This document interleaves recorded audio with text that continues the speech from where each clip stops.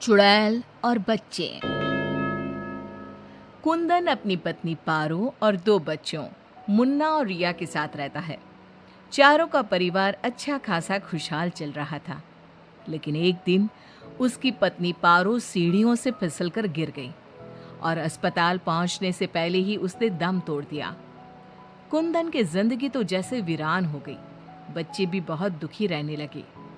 इसी तरह देखते देखते एक साल बीत गया। एक दिन कुंदन का मित्र उनसे मिलने आया। अरे कुंदन, तुम इन बच्चों के लिए दूसरी शादी कर लो। कम से कम बच्चों की ठीक से परवरिश तो हो जाएगी। मित्र के बार बार समझाने पर कुंदन तैयार हो जाता है। नई माँ रूपा शुरू में बच्चों और कुंदन का बहुत ख्याल रखती है, पर 6-7 महीने बाद ही वो कुंदन के जाने के बाद आराम से सो जाती। और जब मुन्ना और रिया स्कूल से आते तो, ए रिया, जल्दी से पूरे घर की सफाई कर और बर्तन धो दे, तभी खाना मिलेगा। और मुन्ना, जाकर छत की धुलाई कर। वो बच्चों से ही घर का सारा काम करवाती है। उन्हें खाना भी ठीक से नहीं देती। खुद के लिए और कुंदन के लिए वो बढ़िया बढ़िया पकवान बनाती। जब रात को कुंदन काम से वापस आता तो, अरे, बच्चों ने खाना खा लिया? उनको तो मैंने कब का खिला पिलाकर सोने भेज दिया है। कितना ख्याल रखती है ये बच्चों का। एक दिन जब रूपा सो रही थी, मुन्ना देखता है कि रसोई की अलमारी में मिठाई रखी है, लेकिन वो वहां तक पहुंच नहीं पाता। तो वो अपनी बहन को बुलाकर लाता है। मैं घोड़ा बन जाता हूँ, तुम मेरे ऊपर चढ़कर वो मिठाई उतार दो। उन्होंने मिठाई उतारी और खा ली।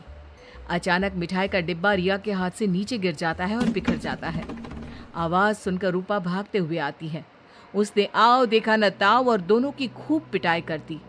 जब देखो तब भूखे ही रहते हैं ये बच्चे, न जाने इनका पेट है कि कुआं। बच्चे खूब देर तक रोते रहते हैं, लेकिन फिर आपस में ही बातें और मजाक करके एक दूसरे का मन बहलाने लगते हैं। रिया, जब मैं बड़ा हो जाऊंगा ना तो एक मिठाई की दुकान खोल लूंगा। पहले हम लोग खूब सारी मिठाइयाँ खाएंगे और फिर बेचेंगे। मुन्ना, मेरी तो शादी हो जाएगी, तुम अकेले ही सारी मिठाइयाँ खाओगे ना? अरे हाँ रे, तब तक तो मेरी भी शादी हो जाएगी। कुंदन जब घर आता है तब उसकी माँ बच्चों की खूब शिकायत करती है। अरे बच्चों, तुम्हारी माँ तुम्हारा कितना ध्यान रखती है। आखिर क्या कमी है तुम दोनों को? पिताजी, उनकी बात पूरी भी नहीं हो पाती कि हाँ हाँ कह दो कि मैं तुम्हें खाना नहीं देती, सारे दिन घर के काम करवाती हूँ, कह दो ना। मुन्ना चुपचाप खड़ा रहता है। अब तो हम दोनों को पिताजी से बात भी नहीं करने देती। नहीं माँ।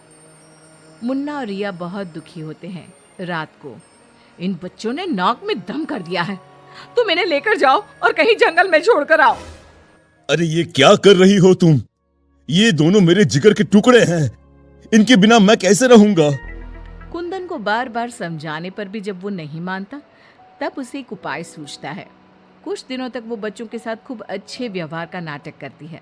बच्चे खूब खुश रहते हैं। एक दिन, सुनो, जल्दी से नाश्ता लगाओ, मुझे 2 दिन के लिए शहर जाना है। रूपा बहुत खुश होती है।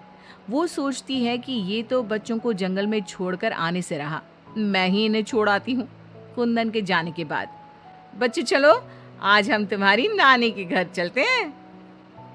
बहुत देर तक चलते चलते जब वो सब घने जंगल में पहुंच जाते हैं तब, माँ, इधर का नानी का घर है, लगता है हम रास्ता भूल गए हैं। अच्छा, तुम लोग यहीं रुको, मैं रास्ता पूछकर थोड़ी देर में आती हूँ। हाँ, ये कहकर रूपा उन्हें वहीं छोड़कर चली जाती है। बहुत देर हो जाती है और रूपा वापस नहीं आती तो, माँ कब आएगी भैया? इस तरह सुबह से शाम हो जाती है। जहाँ एक तरफ बच्चे जंगल में अपनी माँ का इंतजार कर रहे होते हैं, वहीं दूसरी तरफ रूपा घर में आराम से बैठी थी। इसी तरह 2 दिन बीत जाते हैं और 2 दिन बाद कुंदन जब घर वापस आता है तो, बच्चे कहाँ हैं? मैं उन्हें जंगल में छोड़ आई। ये तुमने क्या किया रूपा? बच्चे बेचारे जंगल में अकेले कहाँ भटक रहे होंगे? क्या किया तुमने ये? देखो, अगर तुम्हें अपने बच्चों की इतनी ही चिंता है ना, तो जाओ तुम और उन्हें ढूंढते रहो। कुंदन बच्चों को ढूंढने की बहुत कोशिश करता है, पर बच्चों का कुछ भी पता नहीं चलता। कुंदन बहुत दुखी होता है। अब वो हर रोज काम पर जाने के बहाने जंगल में बच्चों को ढूंढता हुआ भटकता रहता है।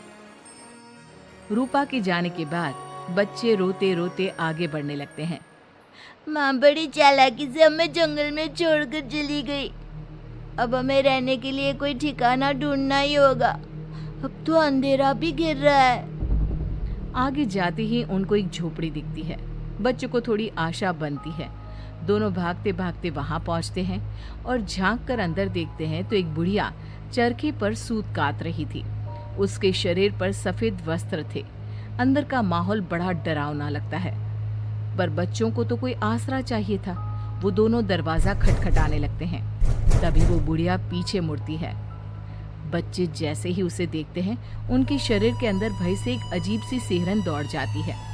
माथे पर बड़ी सी लाल बिंदी, आंखें सुर्ख लाल और बाल भी अस्त व्यस्त।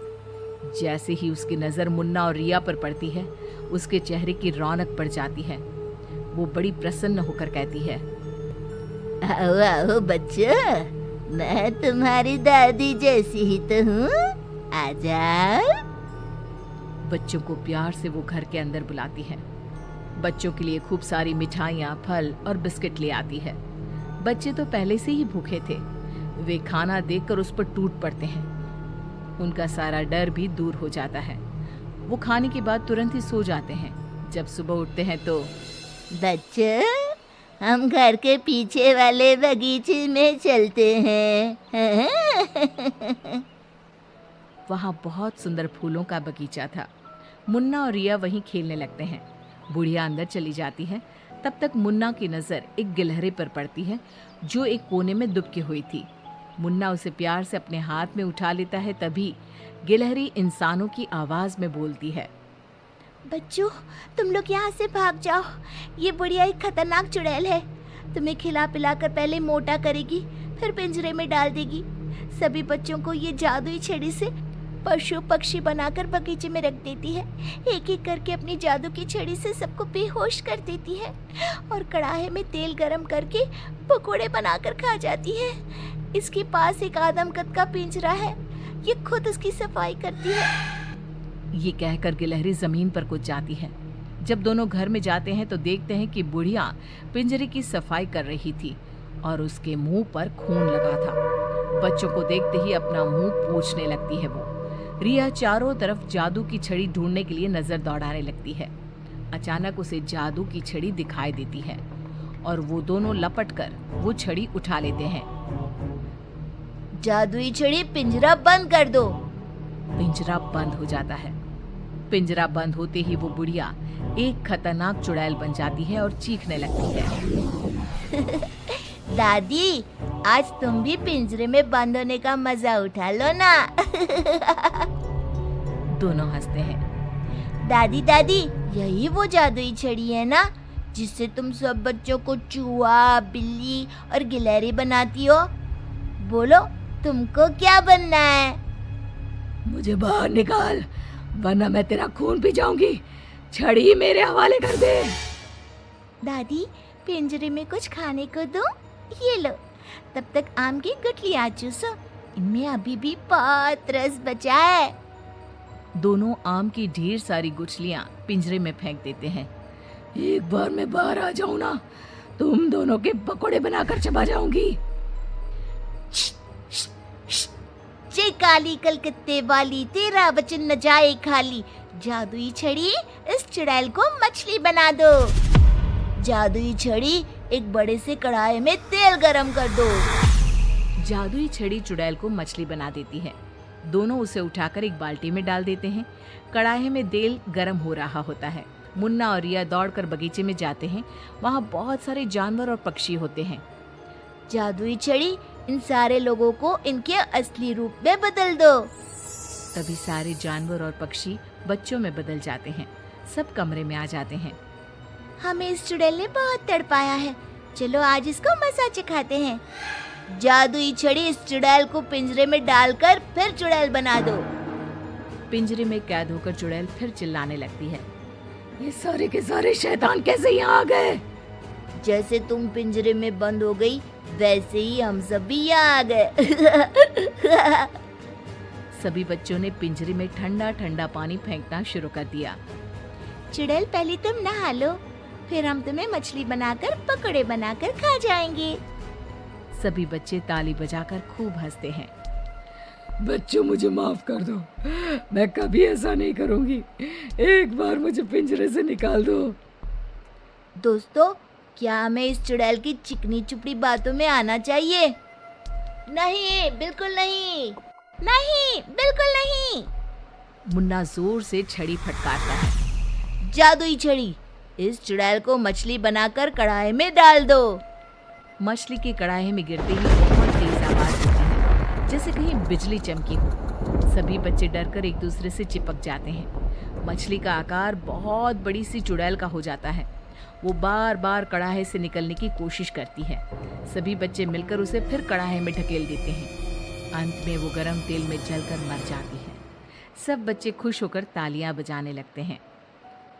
मुन्ना जादू की छड़ी की सहायता से सभी बच्चों के साथ शहर आ जाता है। जब वे अपने घर पहुंचते हैं तब पिताजी, हम आ गए। कुंदन उनकी आवाज सुनते ही भागता हुआ आता है। बच्चों को देखकर उसकी आंखों से झरझर आंसू गिरने लगते हैं। पिताजी, आप रोइए मत, अब हमारे दुख के दिन खत्म हो गए हैं। मुन्ना कुंदन को सारी बात बताता है। जादुई छड़ी पाकर उनके सारे कष्ट खत्म हो जाते हैं। अब तो नई माँ भी उनको प्यार करने लगती है।